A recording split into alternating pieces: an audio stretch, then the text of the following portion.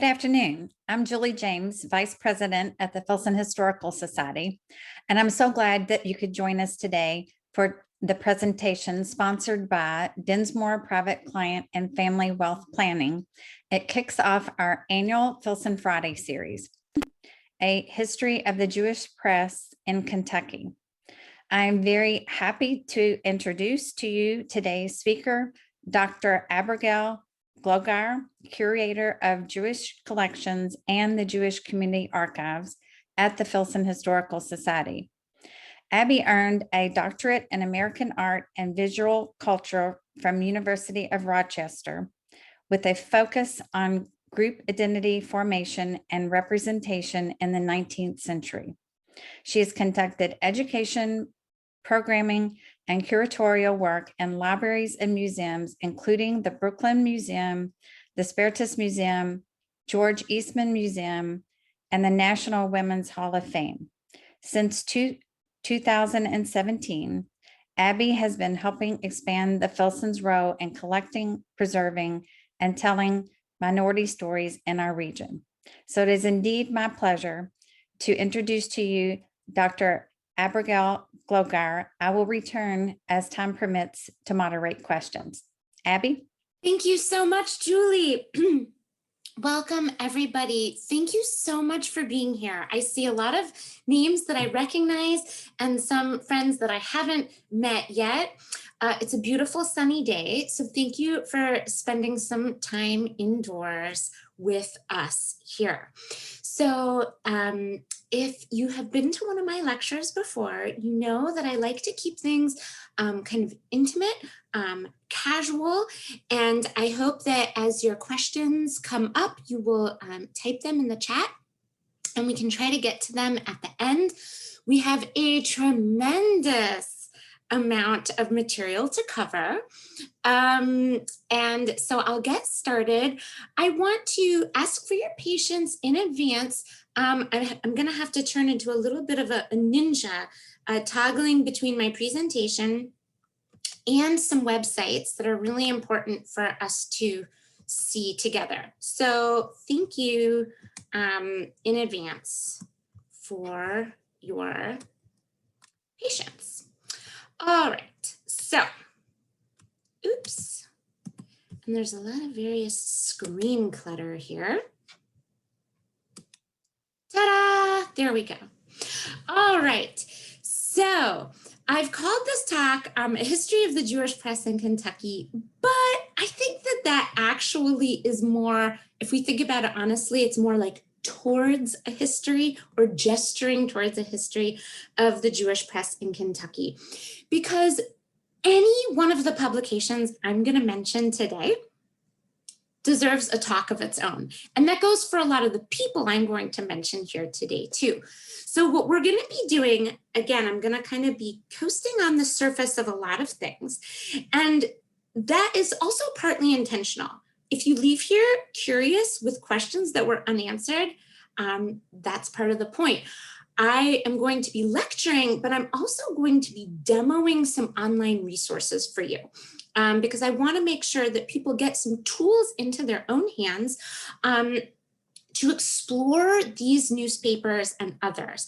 And so we're kind of on a little bit of an odyssey together. So I'm not going to tell you everything there is to know, but hopefully get you excited to learn some more. So before we dive into talking about publishing Jewish publications specifically in Kentucky, and a spoiler and apologies to the Lexington people, this is just going to skew Louisville, although there is a little bit of Lexington in there too, but we're going to skew Louisville.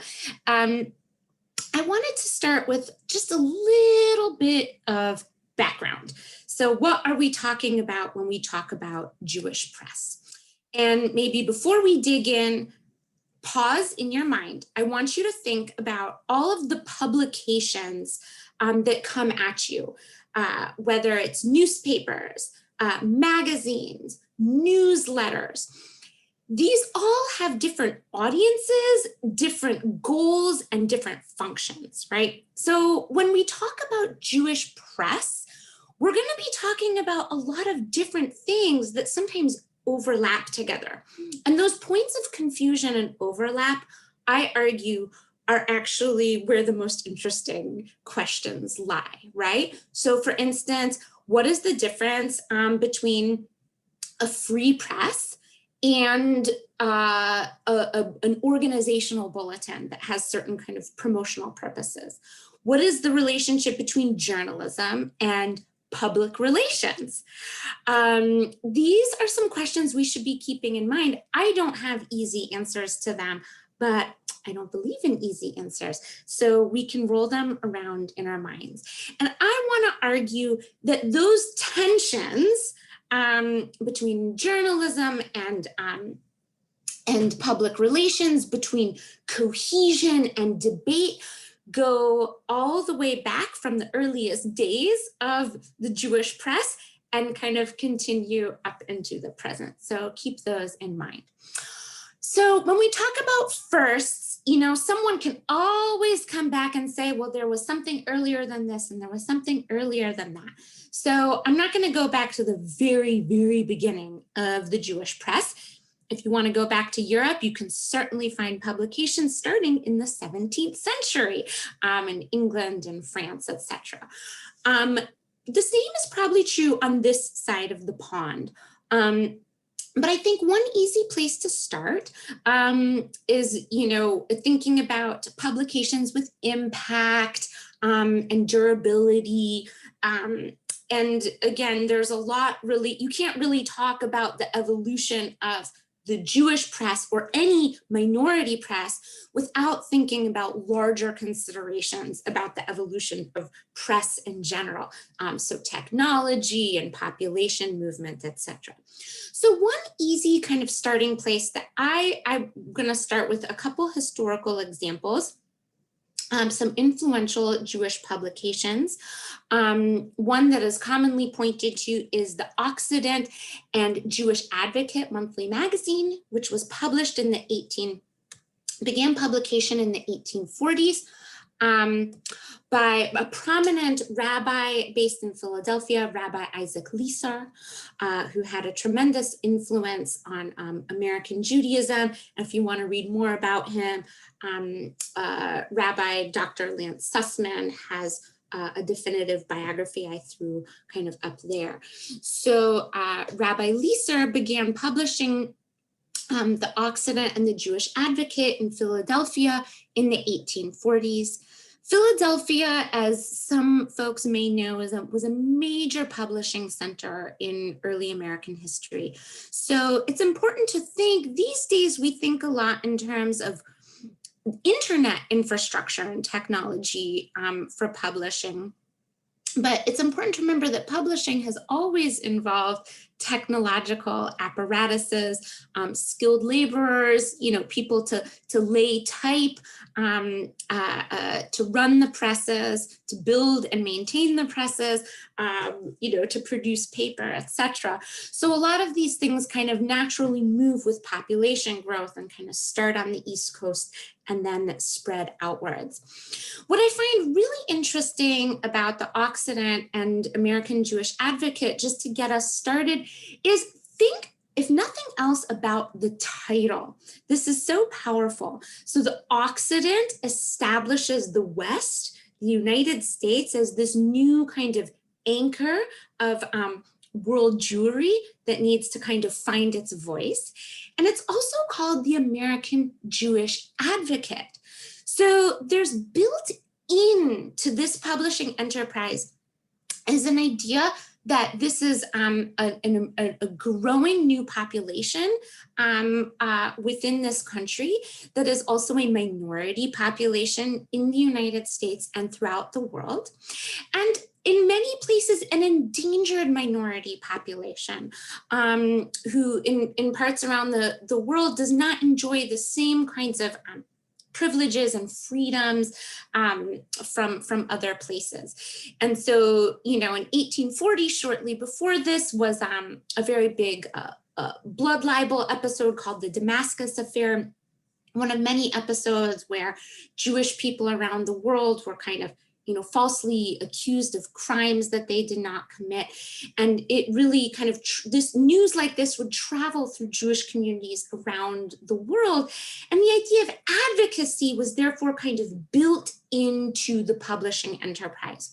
So this monthly magazine was usually a mix of kind of like philosophical inquiry and thought pieces mixed with news from around the country and around the world, sometimes translated into English, sometimes published in German. And this began to really spawn some other Jewish publications. Again, they don't always have the same format or the same goals or tendencies.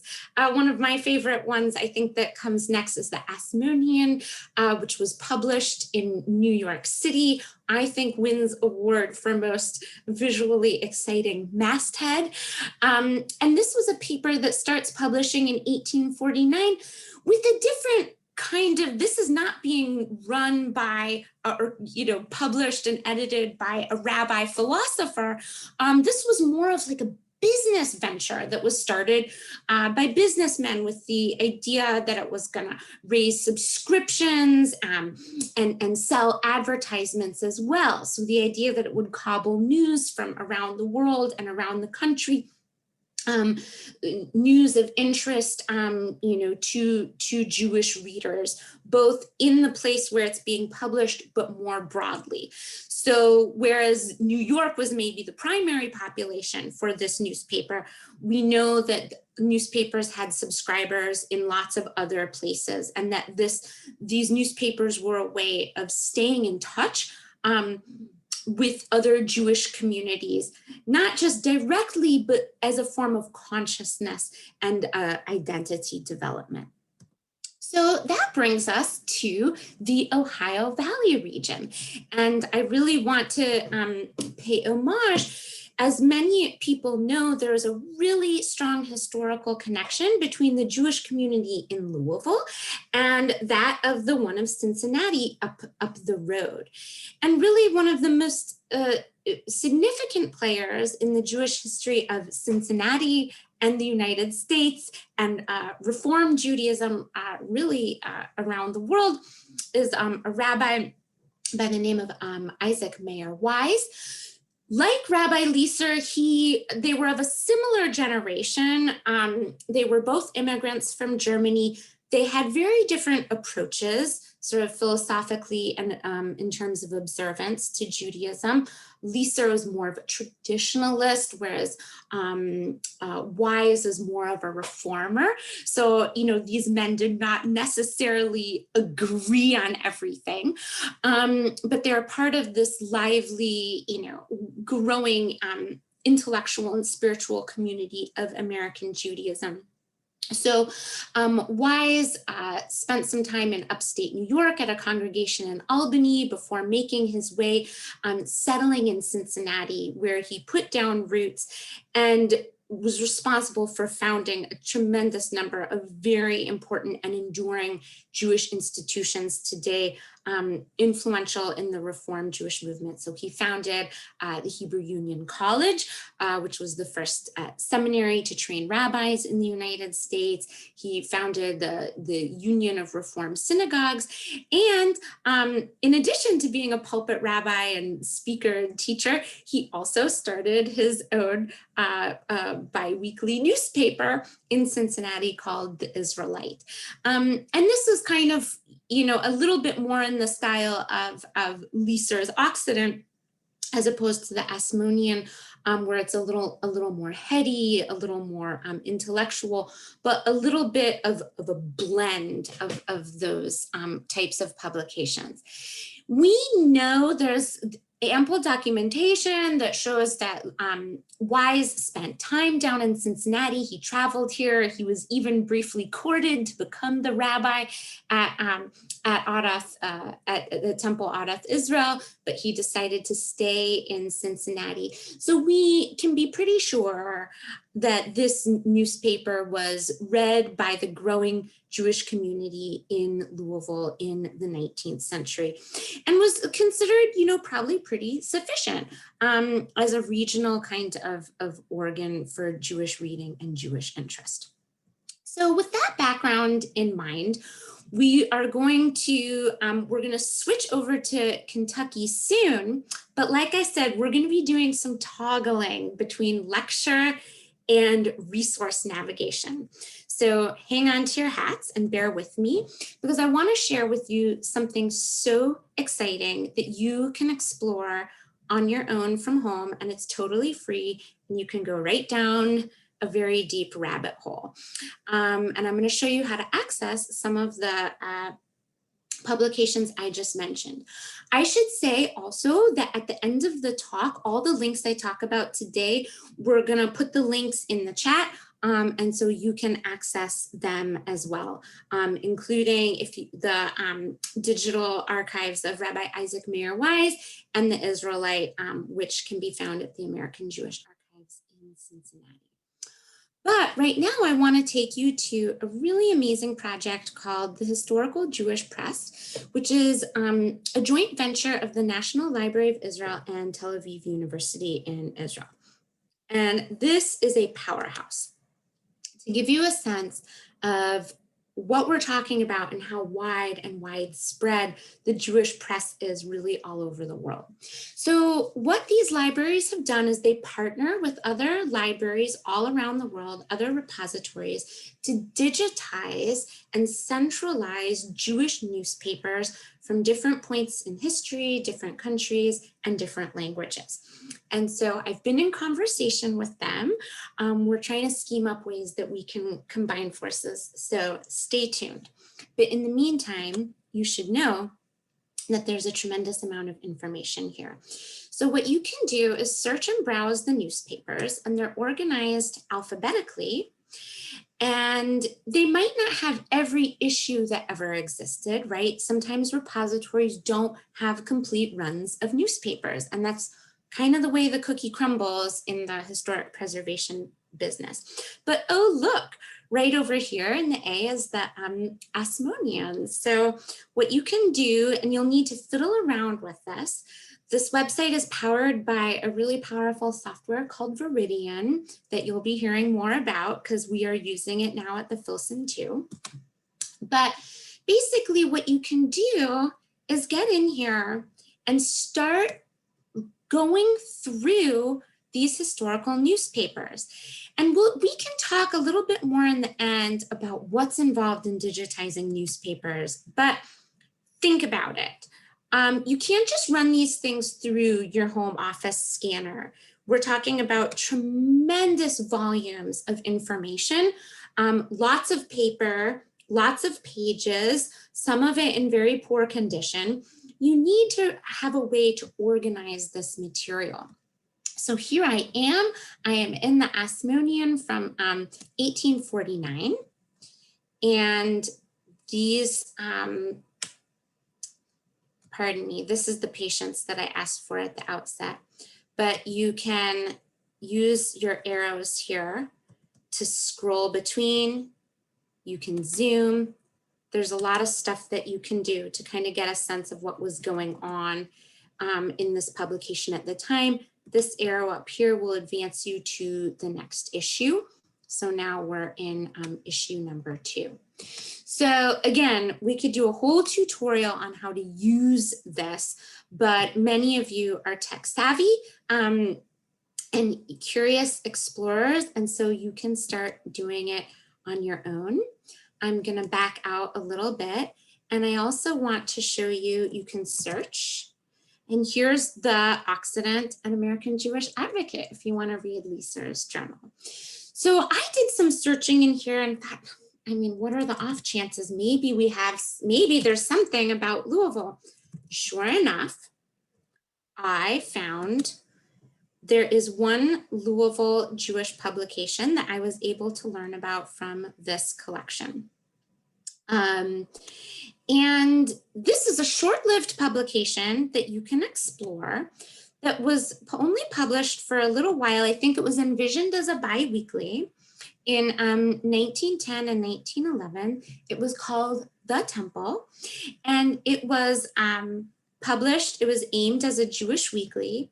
And again, we are dealing with the tradition of the Rabbi Philosoph publisher. And this was published by Rabbi Inalo of Congregation Adath, Israel. So they had a little publishing office. As you can see, it is supported with some advertising and contains a mix of, national and international Jewish news, sometimes would reprint stories, and then would also give interest of items of local interest, calendar dates for rituals of holidays and services coming up. This publication was not very short-lived, was not very long-lived. Why?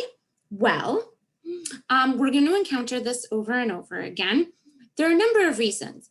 The principal one being, it is a tremendous amount of work to run a newspaper. Anyone who has ever worked on one knows that. And a lot of times these community papers are being run by people who have other jobs. So sometimes, they come and go, and we're dealing with the will of a lot of different personalities who are influencing the success of the papers, but there's also historical circumstances that are going to impact that as well. So you can explore the temple on here as well. And I'm going to try to navigate us back to the slideshow. Thank you for your patience as I attempt to be this ninja. All right. So I want to start now with the temple as our bridge to start looking at some of the other items that we have from the press in Kentucky, specifically Louisville. And what I'm going to show you right now, the next few things I'm going to show you are not digitized anywhere, but it is my sincere hope that one day they can be. And we can talk a little bit in the Q&A maybe about what would be involved in making that happen. The short answer is money and work. But I've been really lucky to be able to cobble together these publications, and I'm getting a lot of help and advice on the way. But a number of these materials have come to us via donation from the Jewish community of Louisville. They have been stored and stewarded for many years at the JCC. And so we've been able to transfer them to the Filson for cataloging and preservation. We're working on that now, and I'm exploring the possibilities to get them digitized. So what we're going to be thinking about now is, again, that relationship between journalism and press and organizational publications, right? And what the different aims of those are. So aside from the temple, the publication we just looked at, the early publishing in Louisville's Jewish community came out of the YMHA, the Young Men's Hebrew Association, which is the forerunner for what became in the 1950s, the Jewish Community Center, now out on Dutchman's Lane, and building a very exciting and beautiful new building soon to open next year. So the YMHA was founded in Louisville in 1890 as a community center to really create a home for athletics and clubs. Early on, it was very much, as the name says, a men's organization. But as we shall see, that changes over time. And in 1901, the YMHA started putting out a bulletin twice a month called Twice a Month. Not really the most stirring publication name. And it lasted for just a couple years and would announce, things going on at the YMHA and some items of other interest in the local Jewish community. It didn't last terribly long. However, in 1913, something interesting happens, and the YMHA revives its regular publication and debuts a monthly magazine called the Chronicler. And so here's the first issue. That's the old YMHA building on First Street that doesn't exist anymore. And in 1913, the YMHA was growing and undertaking a capital campaign to build a new facility on 2nd and College. That building no longer exists also, but I'm hoping to feature it in an upcoming exhibit at the Filson on Lost Louisville. So stay tuned. We'll learn more about that building. So this was a time of tremendous growth for the Jewish community, Jewish communities throughout the country, and particularly here in Louisville. Big waves of immigration, of Jewish people fleeing really desperate situations in Eastern Europe were arriving in the United States in the late 19th and early 20th century and making their way to cities like Louisville. So around 1920 is really when the population of Jewish Louisville hits its peak.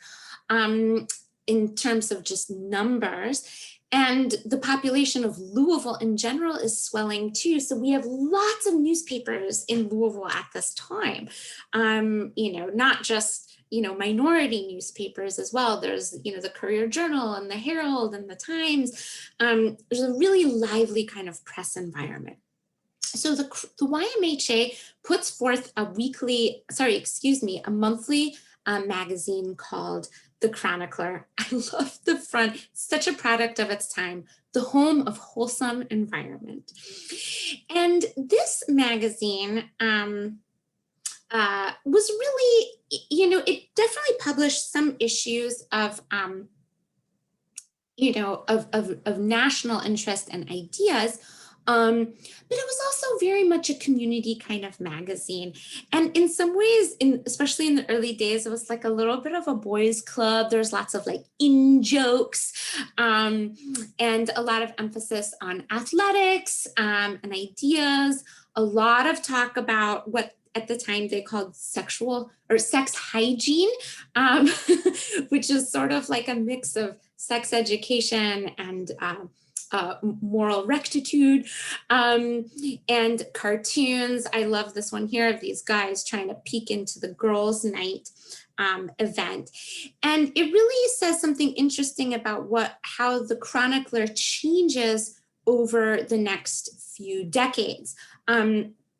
As the YMHA grows and expands, it starts opening up more activities to girls and women, including women's athletics, drama clubs, and the staff of the Chronicler magazine begins to expand and include a number of women journalists and editors and cartoonists. And the magazine really hits its peak in the 1920s, those fun roaring 20s, and then kind of starts to wind down a little bit.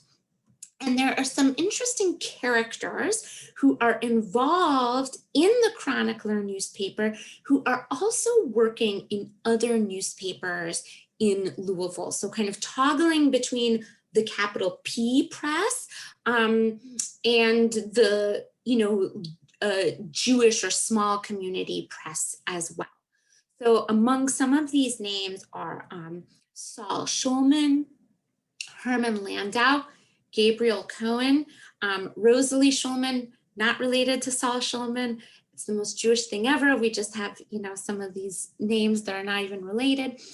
And so these are people who are very active working for newspapers in Louisville, like the Herald, the Courier Journal, and then also working on this Jewish newspaper too.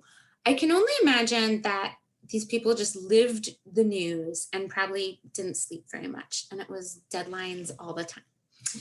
So in the late 20s, a new Jewish newspaper venture, kind of that's less of a magazine, more of a newspaper, called the Spokesman, emerges out of a class that was taught at Adath Jeshurun Synagogue.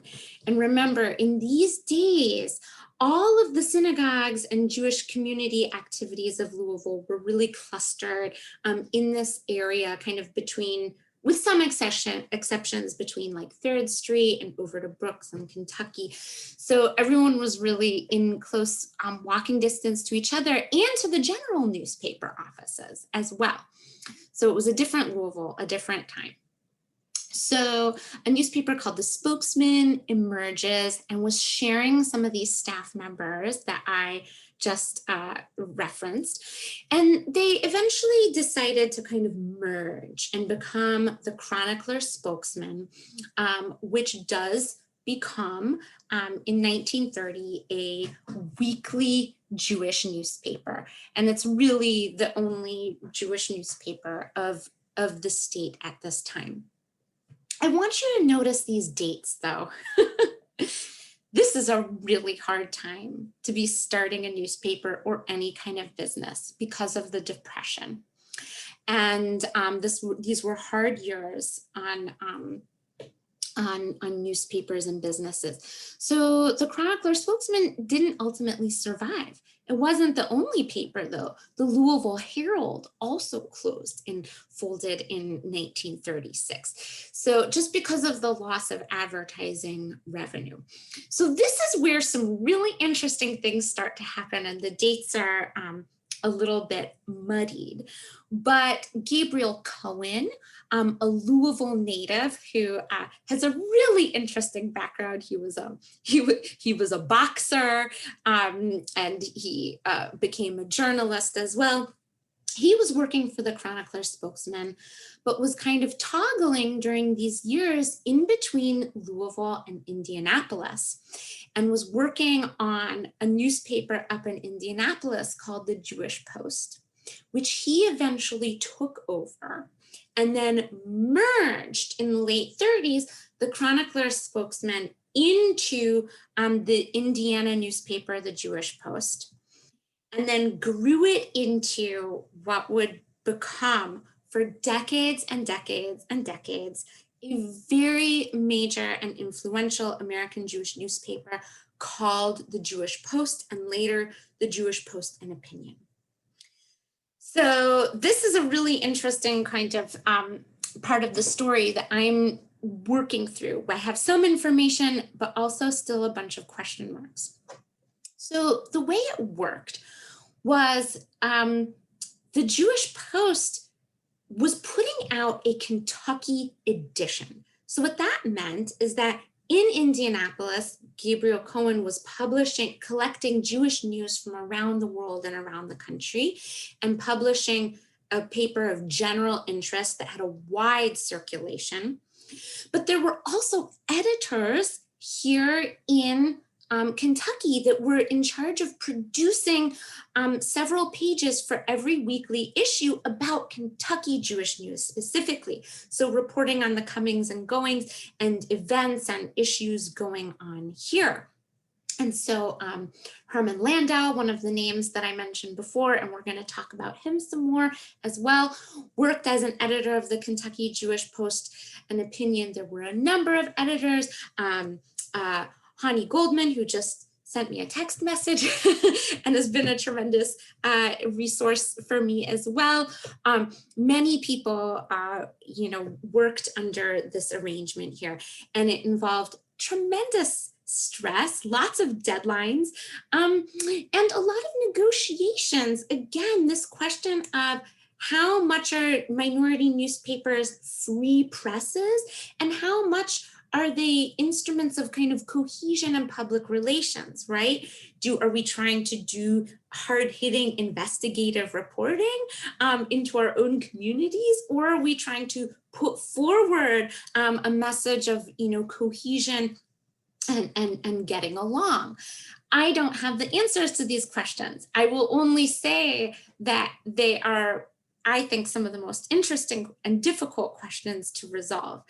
And if you're interested, you can visit the Hoosier State Chronicles, which is, we're going to put the link in there at the end And you can view the Indiana version of the Jewish Post and Opinion there, which included all of that national news. However, the Kentucky edition has not been digitized, and there are very few copies of it anywhere. I have some question marks here about when exactly the Kentucky edition started. It's actually tricky to pinpoint, especially because we can't find any 1940s issues of it. And I've been in touch with Jenny Cohen, Gabriel Cohen's daughter, who also ran the newspaper and runs the newspaper for many years. And she's a tremendous source of knowledge, but we are working to recover things that are, there's just a lot of question marks. So if you know about the status of the Kentucky Jewish Post and Opinion in the 1940s, I'd love to hear from you. So I want to kind of one bridge between the Jewish Post and Opinion and our last paper, which we're going to look at and explore together, which is Louisville's current Jewish newspaper, is of course a famous treasure of Louisville Jewish journalism and history, Mr. Hermann Landau. And Hermann Landau was a Louisvillian who started his career at the Courier Journal almost by chance. He got a job as a temporary office boy during the Depression years when they were so understaffed due to budget cuts that he began filling every hole in the newspaper and eventually, learned the entire business of newspaper production, working for many, many years, ultimately as the makeup editor. So back in the days when this was an analog process, he was really doing a lot of that hardcore layout work. And there were many really lovely things about the legacy that Hermann Landau has left in Louisville, but he shared those skills that he learned at the CJ.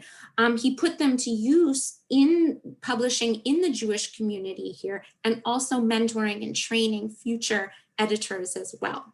So while I don't know what was going on with the Kentucky Jewish Post and Opinion during the 1940s, I do know that Hermann Landau was busily burning the midnight oil, publishing a monthly newsletter here called B'nai B'rith Briefs. And they have a lovely collection of these at the University of Louisville. B'nai B'rith is a men's organization here in Louisville for many, many years. And he published the newsletter. You can see a picture of young Hermann Landau here. He briefly left to go work for the Oregonian newspaper and came back. He served time in the military. We could do whole programs just on him. But he worked for the Kentucky Jewish Post and Opinion, the B'nai B'rith Briefs, and then was one of the principal founders and early editors of Louisville's current Jewish newspaper, Community. Here is my most recent issue, in my own house today. Currently, Community is edited by Lee Chatner. It's a monthly magazine. And before him, it was edited by Sheila Wallace for a number of years, both of whom are tremendous resources to the Jewish community in general, but to me personally too, in helping me track down these resources. And Sheila Wallace was actually the one who had the foresight to obtain the complete a run of bound Kentucky Jewish Post and Opinion from 1950 all the way up to 2000, which is now at the Filson Historical Society. So I'm tremendously grateful. So, pardon me. Some of this history about the transition of the relationship between the Kentucky Jewish Post and Opinion and Community is captured. A lot of this is captured in an essay that Hermann Landau published for the Filson Historical Society. Our publication that is now Ohio Valley History had formerly been called the Filson Club History Quarterly. Many people don't necessarily know this, but Hermann Landau published a number of articles for the Filson, and you can access those through the publications section of the Filson website. So he was a real chronicler of history in Louisville, and eventually in 1980 published a book called Adath Louisville, where he wrote, the history of Jewish Louisville people and institutions. So that brings us to the last thing I want to show you. And after that, we will open it up to questions. But the Filson has, in the last year or two, been embarking on an exciting project to digitize the complete run of community and to make it available to anyone who wants to access it. So I want to take you on a quick little dive through that, similar to the Jewish Historical Press website, so that you can explore this on your own and get excited about the future possibilities for digitizing some of these other magazines and newspapers we've talked about. So there are a few ways to navigate to this, but I would love for everybody to just get really cozy with the link to the Jewish collections page on our website. So filsonhistorical.org/collections/Jewish collections. And another way you can navigate to this is by going to the Filson's homepage and clicking on collections, and then going down to Jewish collections. So this is kind of a one-stop for a lot of the stuff that we're doing here. And right up at the top, I've created, there's a user's guide to digital community, so you can go through this as well, or if you just like to dive right in, you can click to it here. And we don't have time to go too much into the details of the digitization process, but this was a collaboration with my colleague Danielle Spolenka, who manages digital projects at the Filson. And we had to contract with an outside vendor that specializes in newspaper digitization to do this for us, because it's tremendously complex work. And so we are hosting this now on a website that is similar. It also uses Viridian software, so you'll notice some similarities to the Jewish Historical Press. And again, I would love to try to hitch our wagons together. It's a work in progress. So when you come here, we have some background about Community, the newspaper, and you can browse issues over here, or you can do some really fun searching. This text is searchable, which is part of what makes it so much work. So I thought I could model a search for you. We could show you, we could learn a little bit more about Hermann Landau. And what you see is there's a bunch of ways to limit your searches. Some years are missing right now. The years 2000 through 2012 are the final batch. Those are at the digitizer right now. So if you're wondering why you can't find those, including, and those years include the lovely obituary for Hermann Landau that was published in Community, they are coming soon. Our digitizer is working on them. So you can search by decade, and I thought maybe it would be fun. I could try to find, there was a great advertisement for the book that he published. So you can really explore, oh, there it is, perfect, lucky click. So that's Adath Louisville. It's out of print right now. I love this. Good reading about people you know, an ideal gift for readers and ex-Louisvillians, and a valuable reference work. Indeed, I keep a copy on my desk. So the user guide can tell you a little bit more about how to use this. And how to get to it. But what I would like to do is I want to save time for questions, because as I said, I think it's important for people to leave with many questions rather than feeling like they just got a bunch of answers. So here's my information. Preserving and digitizing newspapers is a tremendous amount of work, and it doesn't happen overnight. So please believe that I am trying, and we're on an odyssey, and it'll take a little while, but let me know if you're interested in supporting that. So I'm going to unshare my screen. And we can see, Julie, I don't know if there are any questions that have come in, I can try. Yes. Tackle them. So Abby, thank you so much for the informative and energetic lecture. I learned so much, so thank you. The first question is from Barbara Levin. She wants to know, was the Jewish press segregated? Such a fascinating question. So what I have seen, thank you for that great question. So of course, there's always the question, what do we mean by segregated, right? Like, are there non-Jewish reporters on staff? Are they reporting about issues, related to non-Jewish issues? There's so many ways to interpret that. I can tell you a little bit of what I've been coming across. What I'm finding, and again, there's so much research to be done. We just have to read all these newspapers. My understanding is that generally the Jewish newspapers are generally were staffed by Jewish editors and reporters reporting on issues of Jewish interest, although not always.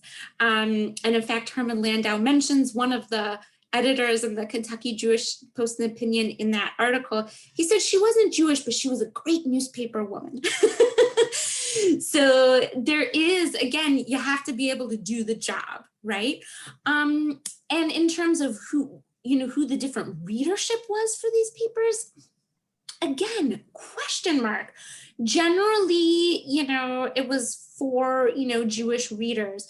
So what I think the next frontier that every organization really needs to think about is there are differences between segregation de jure, right? Segregation according to the law, and then segregation that's kind of de facto, segregation that happens just kind of naturally when people, stick with people who have similar interests.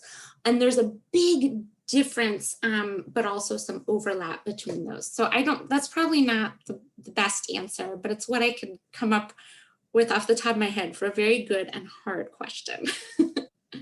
Thank you, Abby. Okay, so the next question is, you've shared so many excellent resources with us today.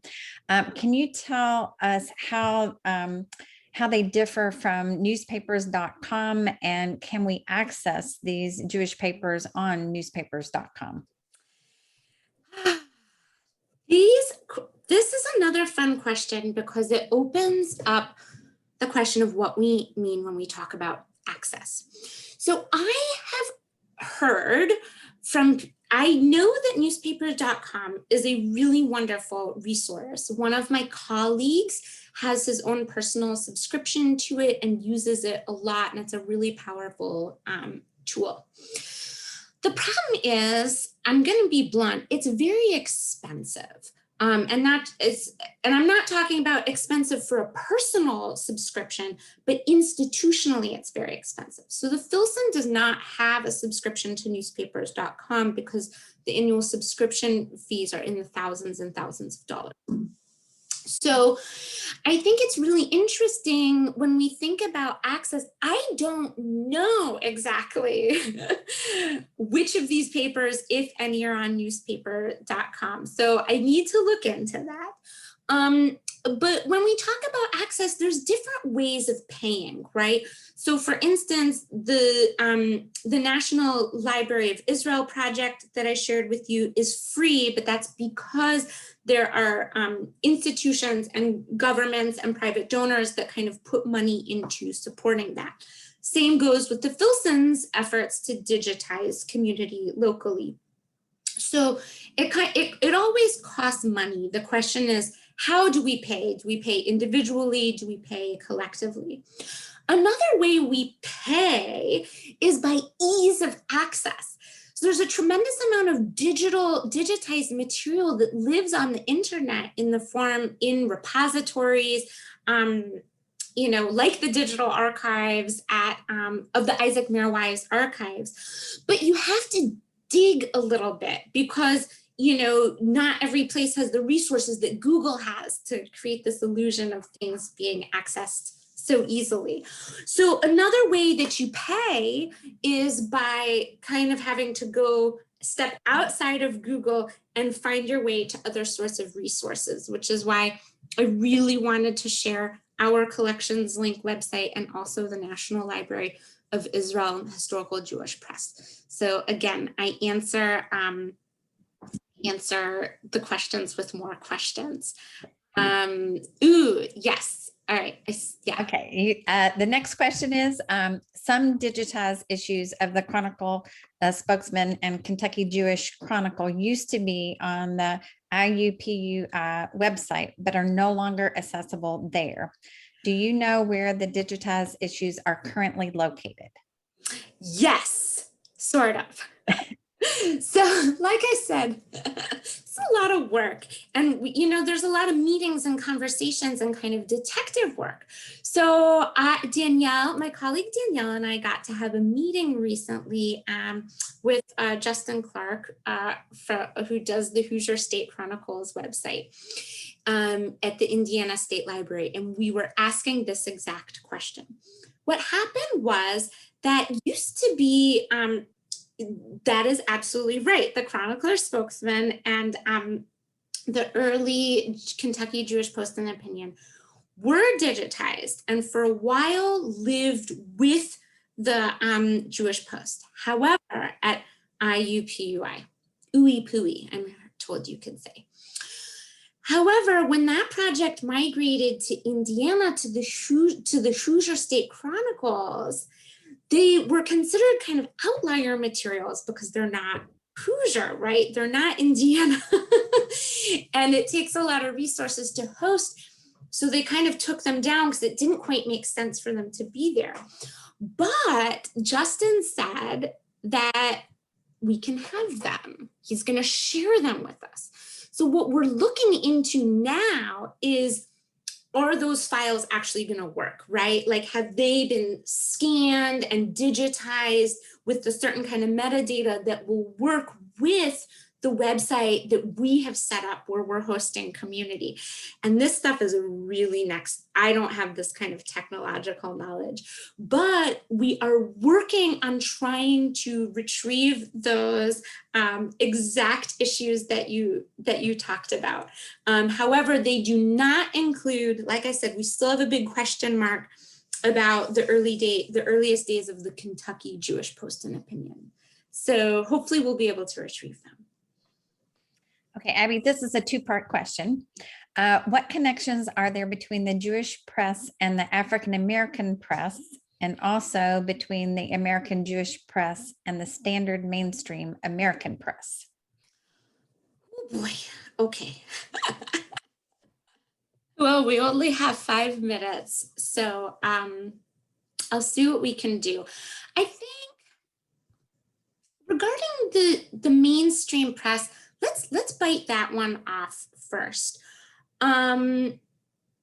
Professor Jonathan Sarna wrote a really interesting, there was a symposium in Brandeis about the American history of the American Jewish press back in the 90s that he wrote proceedings for. And he talks a lot about the press kind of, it's not a story of constant progress that's always going forward. There can be like highs and lows, right? And I think we're living through a story of highs and lows with the press in general. I think there's no denying that we are in a really radically different space of what the press means now in 2021 versus what it was 50 years ago or 100 years ago. So I think there's a lot to be unpacked there in terms of technological changes and editorial mandates. So we can maybe kind of bracket that as a beautiful area of inquiry worth exploring more. In terms of analogs in the African American press, that is such a really interesting thing to think about too. Louisville was a home to 2 really important African American newspapers. Similar kind of to the Jewish press here. One was an addition, an outgrowth of the Chicago Defender. So there was a Louisville Defender here. And there was also the Louisville Leader. And the Louisville Leader, I know, is digitized through the University of Louisville Archives and Special Collections. And, you know, I might be able to try to get a link to it there, but you can also like Google it, Louisville Leader Digital Collections, University of Louisville, and you will get there. So please check that out. You know, so again, a little bit of digging, but it is there.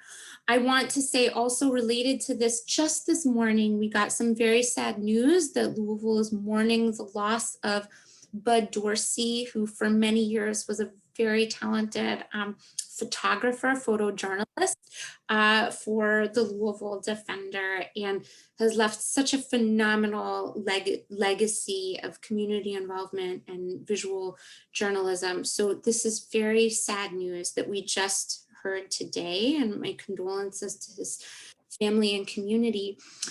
I think something I would be very interested to kind of compare between the, you know, Jewish press and African-American press is, again, this tension that I keep returning to, which is what's the relationship between the free press and public relations?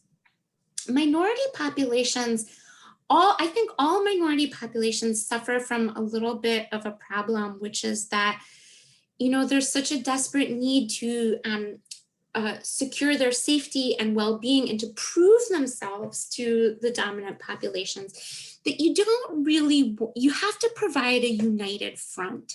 And you have to keep things positive and you have to be upbeat, because you're just so scared that if you don't put the best foot forward, it opens up scary doors, you know, for individuals and communities. And so I would be really interested to see how that tension plays out in comparatively in Jewish and African American newspapers throughout the history of the country and in different cities as well. And there's probably some great scholarship on that question, although not necessarily at the local Kentucky level. So if anyone's interested in taking up the charge, I want to try to help you get the resources to make that inquiry. Abby, we've got a time for one quick question. You talked to us about the evolution of the press. So can you please share with us what needs to happen to get the Kentucky Jewish newspapers digitized? Wonderful. Okay. So we need a little bit of patience, because it just, you know, we've been working for 2 years and on getting community digitized, and it's almost done. And we've learned a lot from that process. One of the things we've learned is that it's a lot of work and it costs a lot of money. I think we live in a world where it's really easy to take digital resources for granted because there are, you know, for-profit tech companies that work really hard to serve things to us as easily as possible for, you know, paid consumption. And it's really a lot of work. So I think what needs to happen is I think the next candidate for digitization is the YMHA Chronicler and the Chronicler and YMHA Chronicler, because we can get the rights to digitize those pretty easily, and it's a smaller publication because you have to get rights to digitize. So I need to scrounge up some money to pay for that and get an estimate of what it would cost. And in terms of the Kentucky Jewish Post and Opinion, I'm really excited to be in conversation with Jenny Cohen. And I think that she's really open to, in terms of sharing the rights for getting this published, is really open and excited about that.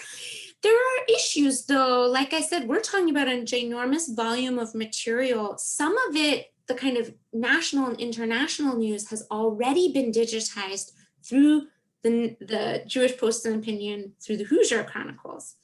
So it's kind of like, well, do we duplicate all of that digitization, or do we just peel out the Kentucky material and digitize that? those are complicated questions we have to work through both intellectually, but also logistically, because right now these are sealed up in beautiful bound volumes that are keeping them safe. But if we want to digitize them, we have to break the volumes apart. So there's a lot involved. But if you're interested, let's just try to build some momentum and curiosity and see what we can do in the coming years. That sounds great, Abby. I can't thank you enough for today's informative presentation, and thanks to everyone for joining us today.